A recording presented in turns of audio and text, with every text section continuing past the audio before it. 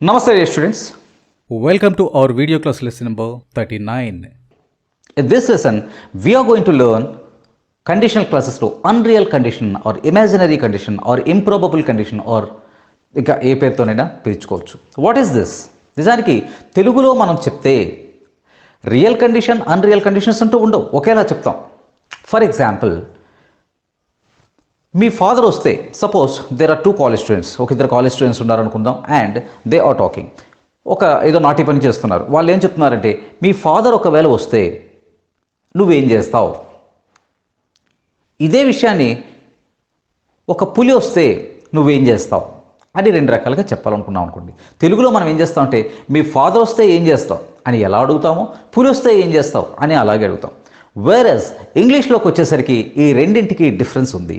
అదేంటంటే, ఫాదర్ రావటం అనేది పాసిబిలిటీస్ ఉండే, అంటే ఛాన్సెస్ ఉండే అవకాశం ఉంది. ఇది రియల్ కండిషన్గా చెప్తాం. వేరస్ పులి రావటం అనేది పాసిబిలిటీస్ అంతగా లేవు, అన్రియల్ కండిషన్, ఇమాజినరీ యాక్షన్గా చెప్తాం. ఈ రెండింటికి తేడా ఉంది. మీ ఫాదర్ వస్తే ఇది real condition, already we have learned. Okay, మీ ఫాదర్ వస్తే, if your father comes, what will you do? Or what will you do if your father comes now? This is real condition. Whereas unreal conditionకి వచ్చేసరికి తెలుగులో మనం ఒకేలా చెప్తాం, ఇంగ్లీష్లోకి వచ్చేసరికి మారిపోతుంది. అది ఎలా వస్తుందంటే, what would you do if a tiger came? See the difference. What will you do if your father comes? What will you do if your father comes? What would you do if a tiger came? ఇది difference real condition unreal కండిషన్కి. ఇందులో మనం if your father comes now, what will you do, ఇది already మనం నేర్చుకున్నాం. కానీ ఒక పులి వస్తే, what would you do if a tiger came? Okay, what would you do if you had a crore rupees in your bank, in your locker? What would you do అంటే ఇవన్నీ పాసిబిలిటీస్కి దూరంగా ఉంటాయి. ఇంప్రాబబిలిటీ, అన్రియల్, ఇమాజినరీ కండిషన్స్ అని అంటాం. ఇక్కడ చిన్న difference ఏంటంటే, if clause ఎప్పుడు సింపుల్ పాస్ట్లో ఉంటుంది. అంటే if a tiger came, if you had 1 crore rupee, ఇలా ఉంటుంది. అంటే సింపుల్ పాస్ట్లో ఉంటుంది. మెయిన్ క్లాజ్ ఎప్పుడు వుడ్ కానీ, కుడ్ కానీ, మైట్ కానీ ఇలా వస్తుంది. అంటే what would you do, I would buy, ఇలా వస్తుంది అనమాట. అంటే ఒక ఎగ్జాంపుల్ని చూద్దాం. నా దగ్గర 1 కోటి రూపాయలు ఉంటే ఆ విల్లా కొంటాను. ఇది ప్రోబబులా ఇంప్రోబబులా అనేది అది మనకు సంబంధించిన విషయం. ఫర్ ఎగ్జాంపుల్, నా దగ్గర 80 lakhs ఉంది. 80 lakhs ఉంటే ఇంకో 20 lakhs కావాలి. సో 1 కోటి రూపాయలు ఉంటే ఆ విల్లా కొంటాను. ఇది ప్రాబబుల్, అంటే అన్రియల్ కాకపోవచ్చు. వేరస్ మన దగ్గర 1 లక్ష రూపాయలే ఉంది, కొన్ని 1 కోటి రూపాయలు ఉంటే ఆ విల్లా కొంటాను. ఇది ఇమాజినరీ యాక్షన్. అంటే మనకి ఇలా జరిగితే ఇంకోటి జరుగుతుంది అని చెప్పటం, కానీ వాస్తవానికి దూరంగా ఉండేటటువంటి మాటలు ఇవి. అప్పుడు మనం ఎలా చెప్తామంటే, if I had a crore, if I had 10 millions, if I had 10 millions, I would buy the villa. మన దగ్గర నిజానికి రూపాయి కూడా లేదు, కానీ మనం 1 కోటి రూపాయలు ఉంటే ఆ విల్లాను కొంటాను అంటున్నాం. ఇది ఇమాజినరీ, అన్రియల్, ఇంప్రాబబుల్, అంటే మనకి పాసిబిలిటీస్కి దూరంగా ఉన్నటువంటి మాట. అటువంటిప్పుడు మనం ఏం చేస్తామంటే, if I had money, I would buy. అలా కాదు, నా దగ్గర ఒక 5,000 రూపీస్ ఉంది, 6,000 రూపీస్కి ఏదో ఐటమ్ ఉంది, ఒక mobile phone. Of course it's not available for 6,000 rupees nowadays, but we can say 5,000 rupees ఉంది, 6,000 అంటే పాసిబిలిటీస్ దగ్గర ఉంది. If I have money I will buy. చూడండి, if I have money I will buy the mobile. ఇది పాసిబిలిటీస్కి దగ్గరగా ఉంది కాబట్టి ఇది రియల్ కండిషన్గా చెప్తాం. Whereas if I had money I would buy, if I had money I would buy the villa, ఆ villa నేను కొంటాను. ఇది ప్రాబబిలిటీస్, పాసిబిలిటీస్ దగ్గరగా లేదు. మన దగ్గర డబ్బులే లేవు, ఆ విల్లాను కొనడానికి 1 కోటి రూపాయలు కావాలి, అది ఉంటే కొంటాను. ఇది ఇమాజినరీ యాక్షన్. ఓకే, సో మనంగానే ఇమాజినరీ యాక్షన్స్ని ఫైండ్ అవుట్ చేయాలి. ఫర్ ఎగ్జాంపుల్, ఇప్పుడు if I knew where she lived I would go and see her. ఆమె ఎక్కడ ఉంటుందో, ఇది ప్రజెంట్, అంటే పాస్ట్ వర్బ్ యూస్ చేస్తున్నా, ఇది పాస్ట్ కాదు, ప్రజెంట్కి సంబంధించింది. ఆమె గురించి మనకు తెలిసే అవకాశం ఎంత మాత్రం లేదు, ఏ కాంటాక్ట్స్ మనకు లేవు. ఇప్పుడు మనం ఏం చెప్తున్నాం అంటే, if I know her. For example, నేను ఏదో వెళ్ళి చూడాలనుకుంటున్నాను, ఎవరో ఫ్రెండ్స్ కలిగితే నెంబర్ దొరుకుతుంది. ఒకవేళ అలా దొరికితే, if I know her address or if I know where she lives I will go and see. ఇది మనకు తెలిసింది. అలా కాదు, ఏ అవకాశం లేదు. ఇప్పుడు మనం ఎలా చెప్తున్నాం అంటే if I knew her, if I knew where she lived, I would go and see her. నేను వెళ్ళి చూస్తాను. అంటే ఇది ఎలా చెప్తామంటే ఆమె అడ్రస్ తెలిస్తే నేను వెళ్ళి చూస్తాను, బట్ ఆమె అడ్రస్ తెలిసే ఛాన్స్ లేదు, నేను వెళ్ళి చూసే అవకాశం కూడా లేదు. If I won the lottery, చాలా ఎగ్జాంపుల్స్ మీరు చూసుంటారు. If I won the lottery, ఆ లాటరీ గెలిస్తే I would buy a Benz car, I would buy a villa, I would buy a triplex house. Okay, అంటే నేను ఆ లాటరీని గెలిస్తే పాసిబిలిటీస్ ఉన్నాయా? Very very very far from real. అంటే unreal, imaginary, మన ఊహల్లో చెప్పేటటువంటి మాటలు, imaginary action. If I won the lottery, నేను ఆ లాటరీని గెలిస్తే I would buy a Benz car or a villa triplex, ఏదో మనం చెప్తున్నాం. అంటే ఇది జరిగే అవకాశం లేదు. ఇలాంటి మాటలు చెప్పేటప్పుడు మనం ఇఫ్ క్లాస్ని సింపుల్ పాస్ట్లో, మెయిన్ క్లాస్ని వుడ్, కుడ్, మైట్ ఇలా చెప్పొచ్చు. ఇదే example, if I knew where she lived, I could go and see her. నేను వెళ్ళగలిగేవాడిని, వెళ్ళగలను, వెళ్ళి చూడగలను ఆమె అడ్రస్ తెలిస్తే. But there is no chance to know her address. Okay, తెలుగులో చాలామంది అడిగే డిఫరెన్స్ ఏంటంటే అదే ఇఫ్ క్లాస్లో ఉన్నటువంటి first clause, second clause, type 1, type 2కి మధ్యలో డిఫరెన్స్ ఏంటంటే ఇదే difference. Okay, for example, if I were rich, I were ఎందుకు వచ్చిందంటే ఐతో యూజువల్గా వర్జ్ని కదా యూజ్ చేస్తాం.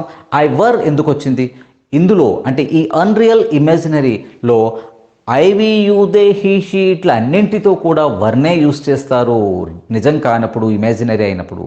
నేను రిచ్ కాదు, let us suppose I'm very poor. Okay, if I were rich, నేనే రిచ్ అయ్యి ఉంటే I would travel the world. ఇది ఇమాజిన్ చేస్తూ చెప్తున్నాం. I would rich, if I were rich I would travel the world. నేను ధనవంతుడిని అయితే I would travel the world. ఇది నిజం కాదు. కాబట్టి ఇమాజినరీలో ఇఫ్ ఐ తర్వాత వర్ని యూస్ చేస్తాను ఇన్స్టెడ్ ఆఫ్ వర్స్కి బదులుగా వర్ వచ్చింది. I would travel the world. Okay, let us take if I were you, నువ్వు అయ్యుంటే, నేను అయ్యుంటేనా అనుకుంటాం. అంటే నేను అయ్యుంటే అది అవ్వదు, నేను అయ్యుంటేనా ఇంకోలా ఉండేది అని చెప్తుంటాం కదా. Okay, if I were you I would not leave him. నేను అయ్యుంటేనా వాడిని వదలను.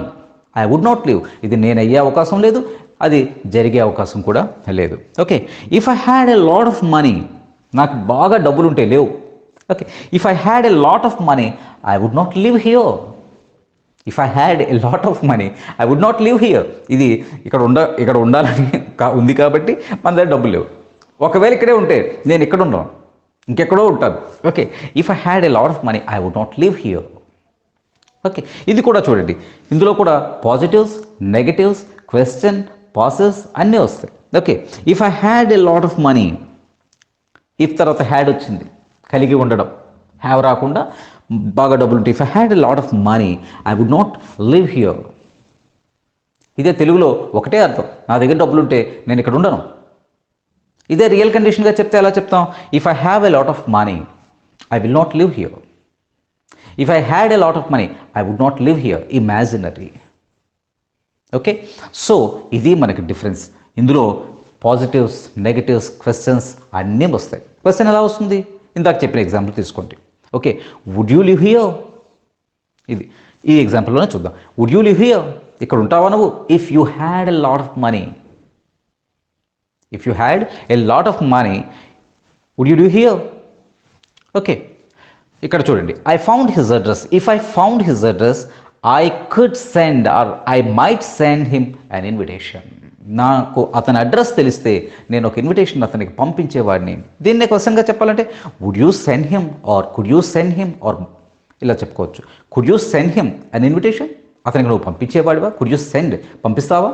Could you send him an invitation? If you found his address, అతని అడ్రస్ నీకు తెలిస్తే అతనికి నువ్వు పంపిస్తావా? ఓకే, సో ఇంగ్లీష్లోకి వచ్చేసరికి మనకి ఈ కండిషన్స్ మధ్యలో తేడాలు ఉన్నాయి. సో వీటిని జాగ్రత్తగా అబ్జర్వ్ చేయాలి. అలాగే దీనిలో మీరు కాంపిటేటివ్ ఎగ్జామినేషన్స్ ఇలాంటివి రాసేటప్పుడు అంటే కొన్ని రకాల టెస్టులు పర్టికులర్గా అందులో మీకు ఇలాంటి టాపిక్స్ ఉంటాయి. ఇఫ్ ఐ హ్యాడ్ వింగ్స్, నాకు కనుక రెక్కలుంటే, ఇలాంటిది. అంటే ఏం చేస్తాం? Like what would you do? నువ్వేం చేస్తావు? What would you do if you had wings? మీకు రెక్కలుంటే మీరేం చేస్తారు? ఎందుకు what will you do if you have wings అని అనలేదు? What would you do if you had wings అని ఎందుకన్నారు? బికాస్ ఇది ఇమాజినరీ. మనం ఇక్కడ ఊహం చేయాలి. If I were CM of the state, నేను రాష్ట్ర ముఖ్యమంత్రిని అయితే, ఇది imaginary, unreal. So less probabilities, no chances.